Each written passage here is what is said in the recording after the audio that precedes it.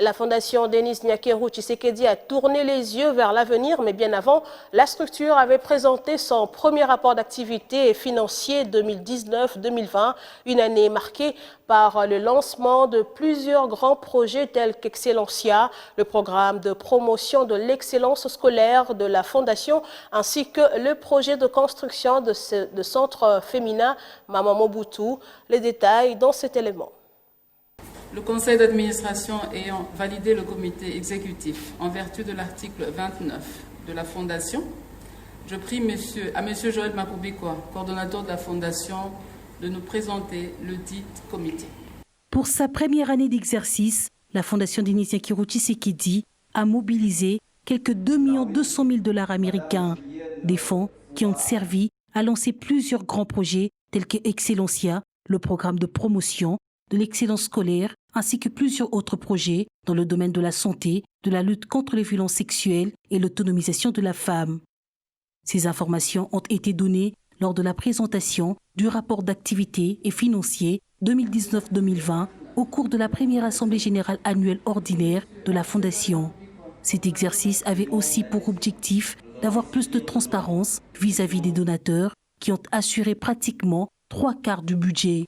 D'autres contributions sont venues des membres de la Fondation et autres dons privés. Et déjà, la Fondation Denis Nyakeru Tshisekedi a les yeux tournés vers le prochain exercice pour lequel il faudra mobiliser plus de ressources financières pour la mise en œuvre des actions ciblées, notamment la réhabilitation du centre féminin Maman Mobutu.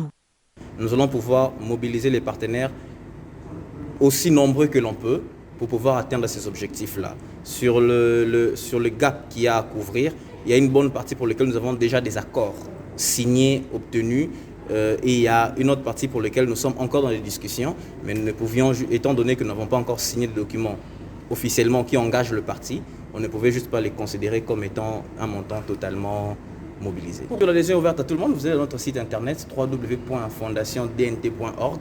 Il y a un onglet adhérer.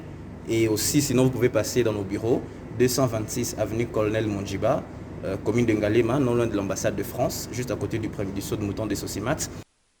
C'était aussi l'occasion de présenter les membres du comité exécutif, du conseil d'administration, ainsi que les membres effectifs et d'honneur de la Fondation DNT, qui, à l'issue de cette première phase, jugent le bilan satisfaisant. Notre travail au quotidien, c'est de s'assurer que vraiment les activités soient relayées du mieux possible. Cette première année d'activité nous a permis effectivement de entre guillemets, tâter le terrain et de comprendre vraiment les besoins sociaux, en tout cas dans les milieux qu'on a pu atteindre. On a beaucoup appris et l'évaluation elle est satisfaisante parce que c'est vrai que nous avons travaillé avec les moyens que nous avions. Et on a eu l'occasion aussi aujourd'hui de remercier les partenaires qui ont cru en nous depuis le départ. Et vraiment, l'évaluation est satisfaisante parce qu'on sait qu'on a encore beaucoup à faire. Et on sait aussi qu'avec la présentation de nos états financiers aujourd'hui, on a montré de la crédibilité. Et on va permettre à d'autres partenaires qui peut-être attendaient de voir concrètement qu'est-ce qu'on fait et tout, de venir encore vers nous parce qu'on a beaucoup de projets. Et à l'avenir, on a encore des projets qui ont besoin de financement.